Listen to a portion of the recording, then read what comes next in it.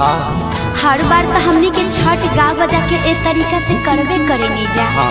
तो काहे ना अब की बारी कुछ नया तरीका से गा के छठ मनावल जाओ। पूजो का नया तरीका होला का? हाँ जी, कुछ गाई ना। पहले तो ही शुरू कर। हाँ तो सुने।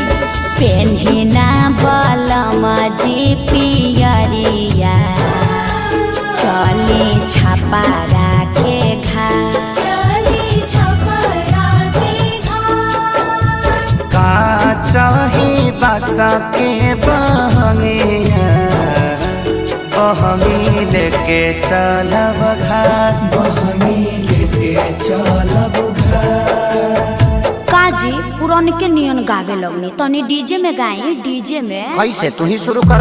हाय से पेन्हिना बलमा जी पियरिया, ए जी पेन्हिना बलमा जी पियरिया, चली छपारा के घाट, चली छपारा के घाट।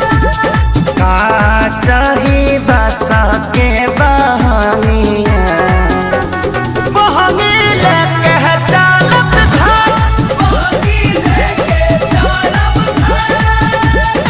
ए अम्मा जी तनी रौरो नाची। अभी शक्ति है।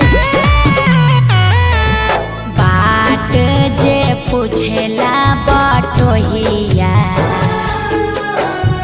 बाट जे पूछेला बटोहिया, ई दल के करा के जा, ई दल के करा के जा।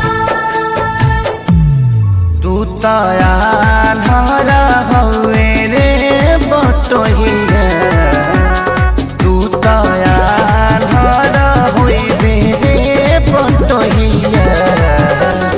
ई दल छठी माई के जाय, ई दल छठी माई के जाय। का चाही बासा के बहंगिया, तब बहंगी ना चहका ना जाए, बहंगी ना चहका ना जाए, बहंगी ना चहका ना जाए। करी न सासु आमा जी तैयारिया, अर्घ के बेरा बीतल जा, पेन्ही नारी सबके पापा पियरिया, दौरा घाटे पहुँचा, मम्मी हम तली थथी घाट पलाका छोले। अरे तू का करे जइबो? पराका फोड़ के हमार सारी जरइबो, मरब एक था। छठी घाटे करबे डरामा, ओही जा हो जाई बाबा, ओही जा हो जाई बाबा। यार पापा से बोल, मम्मी मारने की धमकी दे रही है। पापा साफा आतंकवादी हो का? काहे लइकवा के डरोले बड़वा? अरे ना जी, बबुआ पर चटक न जन चलाई है, दिहल हा छठी माई के रात, दिहल हा छठी माई के रात। अच्छा ठीक बा, ना मारब, ई तो हमरो पता बाजी।